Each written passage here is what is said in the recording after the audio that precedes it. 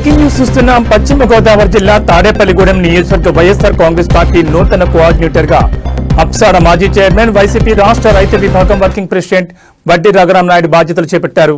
ఈ సందర్భంగా ఆయన చేసిన వ్యాఖ్యలు ఇప్పుడు రాజకీయ వర్గాల్లో హాట్ టాపిక్ గా మారాయి. బాధ్యతలు స్వీకరించిన అనంతరం రఘురాం నాయుడు మాట్లాడుతూ రాబోయే రాజకీయ పరిణామాలపై ధీమా వ్యక్తం చేశారు. 2027, 28, 29 ఎన్నికలు ఏ సంవత్సరంలో వచ్చినా ఎదుర్కోవడానికి తాము సిద్ధంగా ఉన్నామని పేర్కొన్నారు.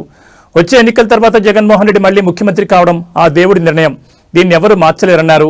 ఆయన నాపే దమ్ము ఎవరికీ లేదని సంచలన వ్యాఖ్యలు చేశారు. తమ పార్టీ నాయకత్వంపై నమ్మకం ఉంచిన కార్యకర్తలకు ఆయన భరోసా ఇచ్చారు.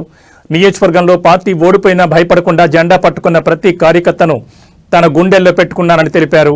సీనియర్ నాయకుల సూచనలతో అందరినీ కలుపుకుని తాడేపల్లిగూడెంలో వైఎస్ఆర్సీపీకి పూర్వవైభవం తీసుకొస్తానని ప్రతిజ్ఞ చేశారు. జగన్మోహన్ రెడ్డి మళ్లీ ముఖ్యమంత్రిని చేసేందుకు తామంతా ఒక సైన్యంలా కష్టపడతామని పిలుపునిచ్చారు. తనపై నమ్మకంతో ఈ కీలక బాధ్యతను అప్పగించిన మాజీ ముఖ్యమంత్రి వైఎస్ జగన్మోహన్ రెడ్డికి ఆయన ప్రత్యేక కృతజ్ఞతలు తెలిపారు. తనకు అప్పగించిన బాధ్యతను చిత్తశుద్ధితో నిర్వహిస్తూ నియోజకవర్గంలో పార్టీ జెండా రెపరెపలాడేలా చేస్తానని ధీమా వ్యక్తం చేశారు.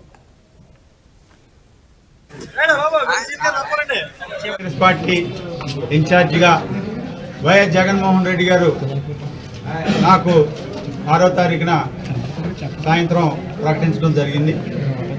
ఏదైనా కూడా వైఎస్ జగన్మోహన్ రెడ్డి గారు ఏదైతే నాకు బాధ్యత చెప్పారో ఆ బాధ్యతని సక్రమంగా నిర్వర్తించి, అలాగే తాడేపల్లిగూడెం నియోజకవర్గంలో వైఎస్ఆర్సీపీ కార్యకర్తలు ఎవరైతే ఉన్నారో వారందరినీ కూడా కలుపుకొని వాళ్ళందరినీ కూడా ఒక దాటి మీదకి తీసుకొచ్చి వైఎస్ఆర్ కాంగ్రెస్ పార్టీ బలోపేతం చేయడానికి, అలాగే వైఎస్ జగన్మోహన్ రెడ్డి గారు ఏదైనా కార్యక్రమానికి ఆదేశాలు ఇచ్చినప్పుడు తాడేపల్లిగూడెంని జిల్లాలో నెంబర్ 1గా తీసుకొచ్చే విధంగా మా కార్యకర్తలు, మేము వైఎస్ఆర్ కాంగ్రెస్ పార్టీ కుటుంబ సభ్యులందరం కూడా పాటుపడి మళ్ళీ జగన్మోహన్ రెడ్డి గారిని 2027లో ఎలక్షన్ జరిగిన, 28లో ఎలక్షన్ జరిగిన, 29లో ఎలక్షన్ జరిగిన మళ్ళీ ఈ రాష్ట్రానికి వైఎస్ జగన్మోహన్ రెడ్డి గారిని ముఖ్యమంత్రి చేసే వరకు కూడా వైఎస్ఆర్ కాంగ్రెస్ పార్టీ ఎవరైతే కుటుంబ సభ్యులు మా కార్యకర్తలు ఉన్నారో అహర్నిశాలు కూడా కష్టపడి శ్రమించి మళ్ళీ జగన్మోహన్ రెడ్డి గారిని ముఖ్యమంత్రి చేసే కార్యక్రమాన్ని మేము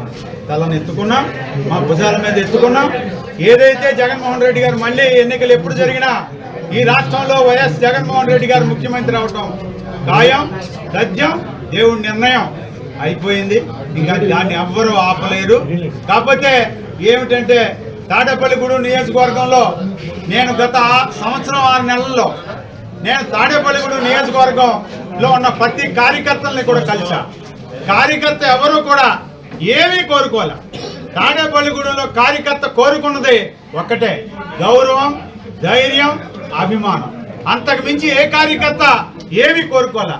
జగన్మోహన్ రెడ్డి గారు ముఖ్యమంత్రి అవ్వాలి, వైఎస్ఆర్ కాంగ్రెస్ పార్టీ జెండా ఎగరాలనుకున్నాడు కానీ తన స్వార్థానికి కానీ తన లాభానికి కానీ ఏమీ కోరుకోలేదు.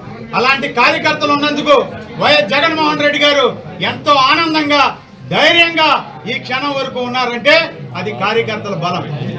వైఎస్ జగన్మోహన్ రెడ్డి గారికి కార్యకర్తలే ఆయన బలం, ఆయన బలగం, ఆయన ధైర్యం. ఇవాళ ఏదైతే తాడేపల్లిగూడెంలో పెద్దలు ఉన్నారో వారందరి సూచనలు, సలహాలు తీసుకుంటాం.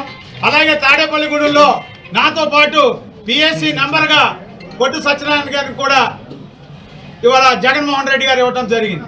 ఆయన పెద్ద, ఆయన సుదీర్ఘమైనటువంటి రాజకీయ అనుభవం ఉంది కాబట్టి ఆయన సూచనలు, సలహాలు తీసుకుని ఇవాళ వైఎస్ఆర్ కాంగ్రెస్ పార్టీని, కార్యకర్తల్ని ముందుకు తీసుకెళ్లే విధంగా, పార్టీని బలోపేతం చేసే విధంగా ఆయన సూచనలు, సలహాలు తీసుకుంటామని మీ అందరికీ కూడా తెలియజేస్తా ఉన్నా.